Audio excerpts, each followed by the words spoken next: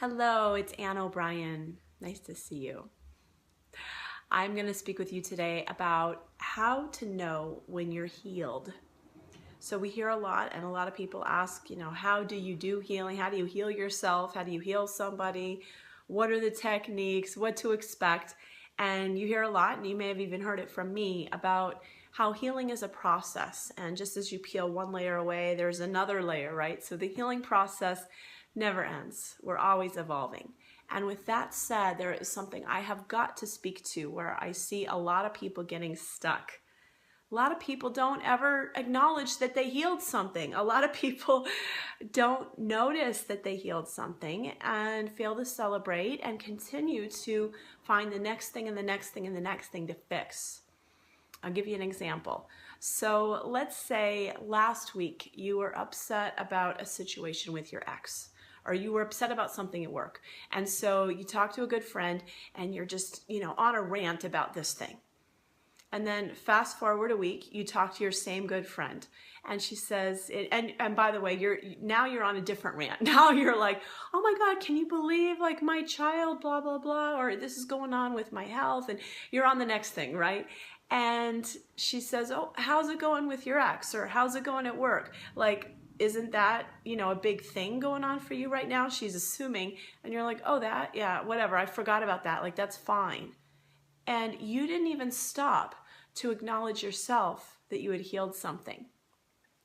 And I say this as a point of just to become aware of one way to tell if you've healed something is if you realize you forgot about it. And when you forget about it, of course, you forget about it. You don't acknowledge it. But I encourage you to start to notice, right? So human nature is to keep looking for problems. Our culture's addicted to finding problems, fixing things, complaining. Women love to improve things, and that's not a problem. The fact that we do this is our biological wiring. If we make a baby, which we're wired to do in our bodies, whether you do it or not, you're still wired if you're a woman. To do it, you need to get the baby perfect, right? You can't mess it up and you have to keep improving it. But you don't have to fix your life in that same way. You don't have to fix your partner or, other things that way. So just taking a step back, and I also celebrate if you're on a path of spiritual evolution, you're really committed to getting to the bottom of things. You're really committing to your enlightenment. You're really committing to that level of success that you're dreaming of. Awesome. Just take a moment sometimes to celebrate. Take a moment sometimes to notice that you healed something. Because I see, especially actually, maybe it's the circles I run in, right? But people that are into spiritual healing do this a lot more than the average person. I remember when I was taking classes and I was studying energy healing and clairvoyance and mediumship and everything I studied, people would come back year after year and they would still be focused mainly in their healing process. And after a while, I was like, I want to get out and do this. And so it didn't resonate for me anymore to keep going back to those classes. And this is why I'm all about empowerment, why I focus a lot on empowerment now in my work. I want to say too, if you're wanting to manifest something in your life, if there are things that you've been stuck on that you just can't seem to get there. Let's say you're looking to call in that partner, that soulmate, or you are desiring a certain level of success in your career or financially, or a breakthrough in your health. It's actually a great rule of thumb to try that feeling on of what would it feel like if I had forgotten that that was an issue?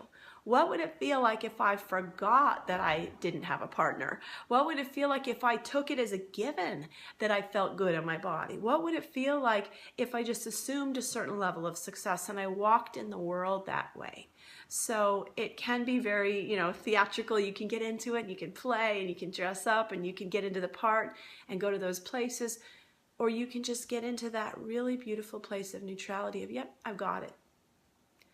So I remember once years ago, I was looking for a new home. Actually, I had found a home. I was house sitting and then it turned into a long-term indefinite arrangement. It was a wonderful home. It was better than I could have dreamed of. I just moved to Santa Fe, a new town for me at the time, and just randomly met, not randomly, synchronistically, I met somebody who knew somebody who had this house sitting gig that turned into an indefinite arrangement. And I talked to a friend about it, and there were many things I was looking to manifest at the time. She says, yeah, you've always had good houses. Your house is a given. You don't even think about it. And it was true. And so it's a great reminder if you're looking to manifest something. And if you've been on the healing track and you've been trying to make yourself more and more perfect, I invite you to just stop and ask, is there something that used to be a problem that I've forgotten about? All right. So I leave you with that. Many blessings. Thank you for watching this video. Have a beautiful day.